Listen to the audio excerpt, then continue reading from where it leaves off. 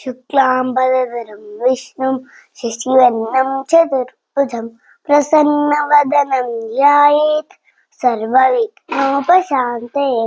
कराग्रे वसते लक्ष्मीः करमध्ये सरस्वती करमूले तु गोविन्दा प्रभाते करदर्शनम्।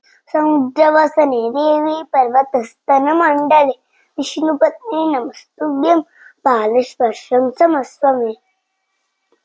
ओम नारायणाय विद्महे वासुदेवाय धीमहि तन्नो विष्णु प्रचोदयात्। वक्रतुंड महाकाय सूर्यकोटि समप्रभ निर्विघ्नं कुरु मे देव सर्वकार्येषु सर्वदा। ज्ञानानन्दमयं देवं निर्मलस्फटिकाकृतिम् आधारं सर्वविद्यानां हयग्रीवम् उपास्महे। रामस्कन्दं हनुमन्तं वैनतेयं वृकोदरं शयने स्मरे नित्यं दुष्टप्रान्तस्य शान्ताकारं भुजगशयनं पद्मनाभं सुरेशं विश्वाधारं गगनसदृशं मेघवर्णं शुभांगं लक्ष्मीकान्तं कमलनयनं योगिरुद्यानगम्यं वन्दे विष्णुं भवभयहरं सर्वलोकैकनाथम्। आदित्याय च सोमाय मंगलाय बुधाय च गुरुशुक्रशनिभ्यश्च राहवे केतवे नमः। कृष्णाय वासुदेवाय हरे परमात्मने प्रणतक्लेशनाशाय गोविन्दाय नमो नमः। गुरुब्रह्मा गुरुविष्णुः गुरुदेवो महेश्वरः गुरुसाक्षात् परब्रह्म तस्मै श्री गुरुवे नमः। रामाय रामभद्राय रामचन्द्राय वेदसे रघुनाथाय नाथाय सीताय पते नमः। गंगा सरस्वती सिंधु ब्रह्मपुत्र गण्डकी कावेरी यमुना देवा कृष्णा गोदा महानदी। सरस्वती नमस्तुभ्यं वरदे कामरूपिणे विद्यारम्भं करिष्यामि सिद्धिर्भवतु मे सदा। पद्मपत्र विशालाक्षि पद्मकेसरवाहिनी नित्यं पद्मालया देवी सा मां पातु सरस्वती। ओम त्र्यंबकं यजामहे सुगन्धिं पुष्टिवर्धनम् उर्वारुकमिव बन्धनात् मृत्योर्मुक्षीयमामृतात्।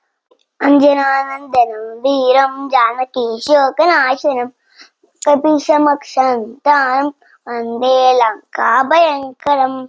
यन्मूले सर्वतीर्थानि यन्मध्ये सर्वदेवता यदग्रे सर्ववेदाश्च तुलसी त्वां नमाम्यहम्। उग्रं वीरं महाविष्णुं ज्वलन्तं सर्वतोमुखं नृसिंहं भीषणं भद्रं मृत्युं नमाम्यहम्।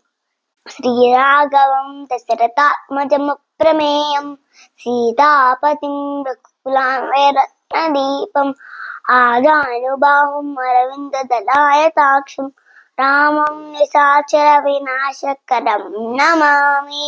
मूलतो ब्रह्मरूपाय मध्यतो विष्णुरूपिणि अग्रतः शिवरूपाय वृक्षराजाय ते नमः।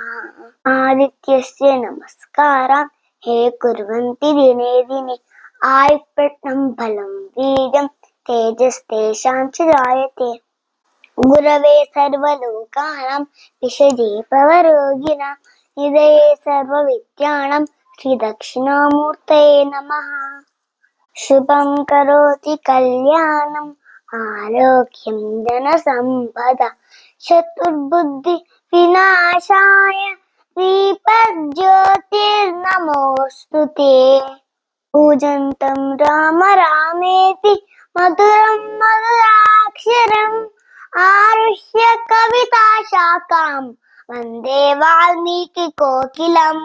लक्ष्मीं क्षीरसमुद्रराजतनयां श्रीरङ्गधामेश्वरीं दासीभूत समस्तदेववनितां लोकैकदीपाङ्कुरां श्रीमन्मन्दकटाक्षलब्धविभव ब्रह्मेन्द्रगङ्गाधरां त्वां त्रैलोक्यकुटुम्बिनीं शशिचां वन्दे मुकुन्दप्रियाम्।